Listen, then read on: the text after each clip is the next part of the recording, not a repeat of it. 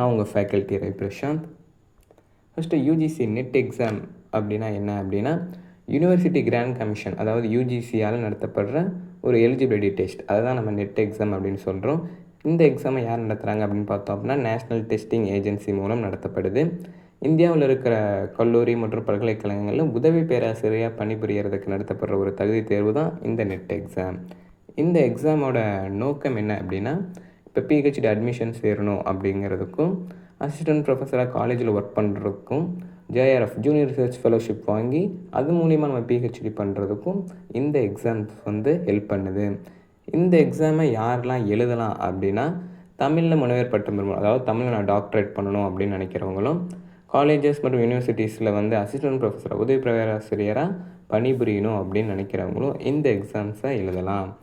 இதுக்கான தகுதிகள், எலிஜிபிலிட்டி க்ரைட்டீரியாவில் என்னென்ன இருக்குது அப்படின்னா, கல்வி தகுதி வந்து என்ன இருக்குன்னா, இப்போ நம்ம எந்த மேஜர் படிக்கிறோமோ அந்த மேஜரில் நம்ம வந்து பிஜி டிகிரி பண்ணியிருக்கணும். இப்போ நம்ம வந்து தமிழ் அப்படிங்கிறனால தமிழில் வந்து மாஸ்டர் டிகிரி பண்ணியிருக்கணும், அதாவது எம்ஏ பண்ணியிருக்கணும். நம்ம எம்ஏ படித்த அந்த டைமில் 55% மார்க்கு நம்ம வச்சுருக்கணும் ஜெனரல் கேட்டகரியில். இதே எஸ்சி எஸ்டி ஓபிசி அப்படின்னா 50 மார்க் இருந்தால் போதும், அதாவது பாதிக்கு பாதி இருந்தால் போதும்.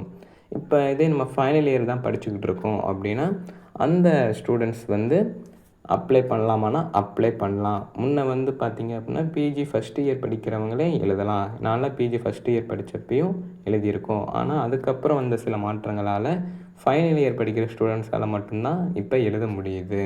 இந்த அமைப்பு திரும்ப கூட மாறதுக்கு வாய்ப்பு இருக்குது. ஆனால் இந்த எக்ஸாமை பொறுத்த வரைக்கும் இப்போ ஃபைனல் இயர் யார் படிச்சுக்கிட்டு இருக்காங்களோ அவங்க எழுதலாம். எம்ஏ முடித்தவங்க எழுதலாம். அப்புறம் இதுக்கான வயது வரம்பு பார்த்திங்க அப்படின்னா, ஜேஆர்எஃப்க்கு வந்து இந்த எக்ஸாம் மொத்தமாக எழுதுறதுக்கே அதிகபட்ச வயது வரம்பு வந்து 30 வயது. நம்ம ஜேஆர்எஃப் அசிஸ்டன்ட் ப்ரொஃபஸர் இதுக்கு இல்லை.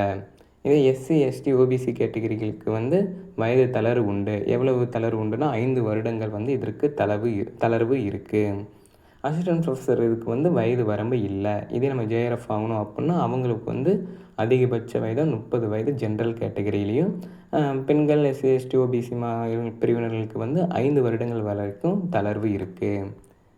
இது யூஜிசி நெட் ரிசல்ட் வந்து பொதுவாக ஒரு 3 கேட்டகரியில் வரும். இதில் ஃபஸ்ட்டு வந்து இப்போ ஜேஆர்எஃப் அசிஸ்டன்ட் ப்ரொஃபஸர் அப்படின்னா இதுக்கு வந்து ஜேஆர்எஃப் ஸ்டைப்பண்ட் கிடைக்கும்.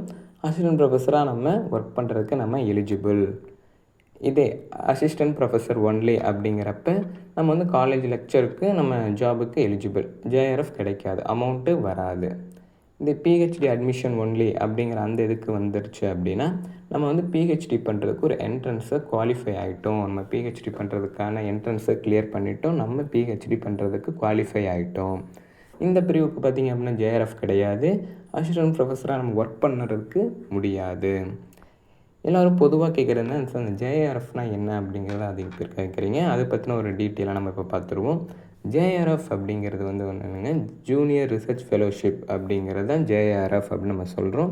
இது வந்து யூனிவர்சிட்டி கிராண்ட் கமிஷன் வழங்குகிற ஒரு ஆராய்ச்சி உதவித்தொகை. இது ஒரு ஸ்காலர்ஷிப் அப்படிங்கிறத மட்டும் நீங்கள் ஞாபகத்தில் வச்சுக்கோங்க.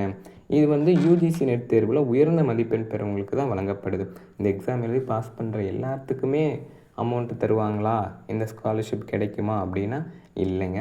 இந்த எக்ஸாம் எழுதி அதில் அதிகபட்ச மார்க் வாங்குறவங்களுக்கு தான், சொல்லப்போனால் அதிகபட்சமாக மார்க் வாங்கி இருக்கிற 1% பேருக்கு தான் இந்த ஜேஆர்எஃப் அமௌண்ட்டு வழங்கப்படுது.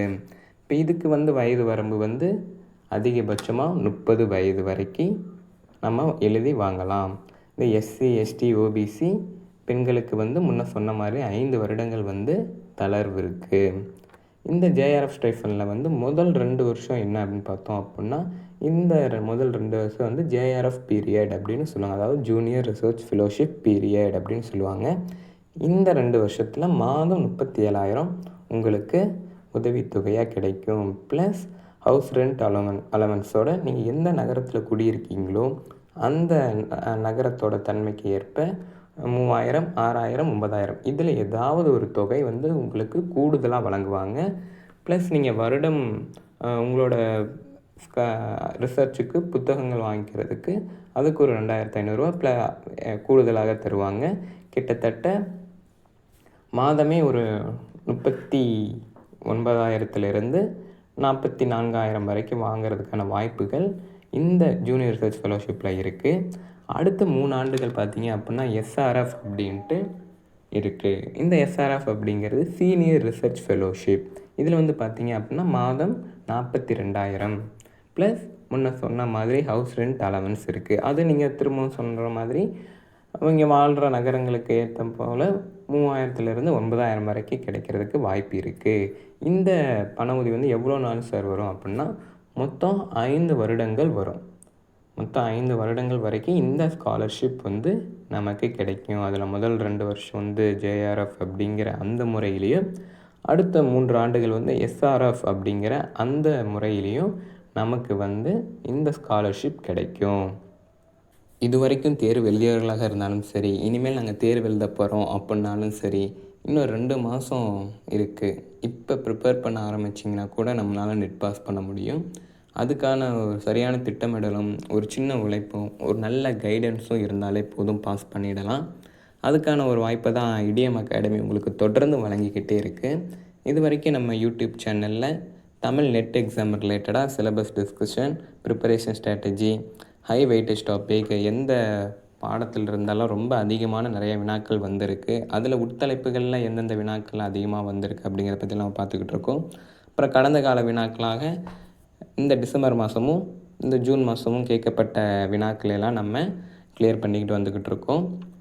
அது மட்டும் இல்லாமல் பயிற்சி வினாக்கள் இது வரைக்கும் கேட்ட எக்ஸாமில் இருந்து எப்படிலாம் கொஸ்டின்ஸ் வந்திருக்கு அப்படிங்கிறத பற்றி நம்ம டிஸ்கஸ் பண்ணிட்டு வரோம்.